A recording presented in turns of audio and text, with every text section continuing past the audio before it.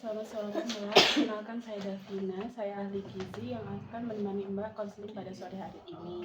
Ya, Terima kasih Mbak. Sebelumnya bagaimana keadaan Mbak sekarang? Apakah sesaknya sudah sedikit berkurang? udah agak mendingan sih. Oh, udah agak mendingan. Iya, Baik Mbak, kalau nanti Mbak merasa lelah atau sesaknya bertambah, silahkan beritahu saya ya. Nanti kita bisa berhenti sebentar. iya baik. Baik Mbak, hari ini saya ingin menggali kebiasaan makan Mbak, mengetahui penyebab asupan menurun, kemudian kita akan mencari solusi agar kebutuhan Mbaknya ini tetap tercukupi sehingga proses penyembuhan asma menjadi lebih baik. Apakah Mbaknya bersedia? Iya baik, bersedia. Baik Mbak, menurut Mbak nih apa yang menyebabkan asma yang Mbak alami ini bisa kambuh? Biasanya tuh kalau kena ini debu gitu, terus asap rokok atau asap-asap kendaraan gitu. Kadang juga bulu hewan kayak kucing itu juga sering sih.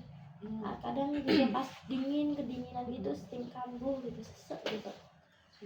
Kemudian apa yang Mbaknya ketahui tentang hubungan makanan dengan kondisi asma? Sejujurnya saya tuh nggak tahu ya apa hubungannya gitu. Oh gitu. Boleh Mbak ceritakan nih sejak kapan Mbak mempunyai riwayat asma? Kalau saya tuh taunya tuh waktu saya tuh masih SD kemarin gitu, pas lari-lari olahraga tiba-tiba sesek banget gitu. Ternyata setelah dirujuk tuh ternyata saya ada penyakit asma gitu. Jadi baru tahu waktu umur sekitar 10 tahun itulah. Gitu ya Mbak. Kemudian dalam 1 tahun terakhir nih seberapa sering serangan asma Mbaknya ini muncul? Lumayan sih, tapi biasanya seringnya tuh kalau emang cuacanya tuh dingin gitu, terus kadang juga kalau ada debu gitu, terus juga itu biasanya kalau kelelahan gitu juga saya sering kambuh gitu. Gitu ya Mbak. Boleh Mbak ceritakan bagaimana pola makan Mbak sebelum sakit? Ya saya jarang sih kalau untuk makan, nggak yang 3 kali sehari. Terus biasanya tuh saya kalau sarapan tuh jarang karena emang saya keburu-buru ya pagi hari tuh, makanya saya jarang sarapan, biasanya ntar beli di luar gitu. Terus kalau boleh tahu makanan apa yang paling Mbak konsumsi? Biasanya ya yang mudah-mudah aja sih, kayak ayam geprek gitu, kadang juga mie instan, terus ya gorengan-gorengan, kadang beli-beli di warteg gitu. Kalau terkait minumannya Mbak, apa yang paling Mbak sering minum? Biasanya tuh minuman-minuman kopi, terus sama minuman-minuman kemasan sih. Saya suka kopi soalnya. Gitu Mbak. Terus kalau boleh tahu selama beberapa hari terakhir ini bagaimana nafsu makan Mbaknya?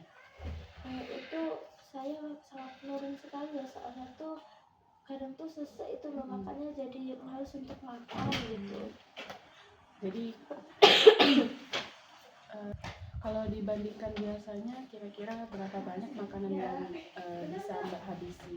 Paling cuma setengah porsi dari yang biasanya aja, nggak nyampe habis sih. Kalau menurut Mbaknya sendiri nih, apa kesulitan terbesar untuk memenuhi kebutuhan makan saat ini? Sesek kadang tuh, terus juga nggak pengen makan aja sih, gampang kenyang. Kalau menurut Mbak ada nggak makanan tertentu yang membuat Mbak ini merasa lebih nyaman? Biasanya tuh kayak bubur gitu. Bubur kayak yang hangat-hangat gitu. Iya, yang hangat, dan pokoknya ada kuah-kuahnya juga.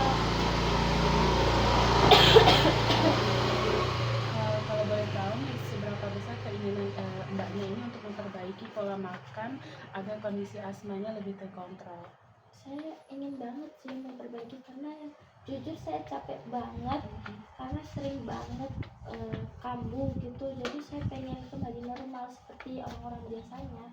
Gitu ya Mbak. Baik Mbak, terima kasih sudah menceritakan kondisi Mbaknya. Jadi berdasarkan dari cerita yang Mbak tadi sampaikan ke saya melihat ada beberapa hal yang dapat mempengaruhi kondisi asma mbaknya. Jadi saat tubuh kekurangan energi dan protein karena makan hanya sedikit, otot pernafasan menjadi lebih mudah lelah sehingga sesak dapat terasa lebih berat. Jadi selain itu kebiasaan melewatkan makan, itu juga sering mengonsumsi makanan cepat saji, kemudian manis dan minuman kemasan juga membuat kualitas gizi menjadi kurang baik. Jadi selama pemulihan sebaiknya mbaknya ini makan dalam porsi kecil tetapi sering, misalnya 3-4 kali gitu mbak. Kemudian memilih makanan yang tinggi protein mbak, seperti kayak ikan, ayam tanpa kulit, kemudian ada telur rebus, tahu, tempe gitu mbak. Kemudian ada mengonsumsi banyak sayur dan buah yang kaya vitamin C dan antioksidan, kemudian minum air putih yang cukup, dan juga mengurangi makanan cepat saji, minuman manis dan kopi yang berlebihan agar sesak mbaknya ini agak lumayan mendingan gitu mbak. Menurut mbak nih perubahan apa yang mungkin bisa dilakukan terlebih dahulu? Mungkin mencoba untuk merubah pola makan saya ya. Jadi yang sebelumnya jarang makan kan saya usahain buat tetap konsisten gitu makannya. Oh gitu ya mbak.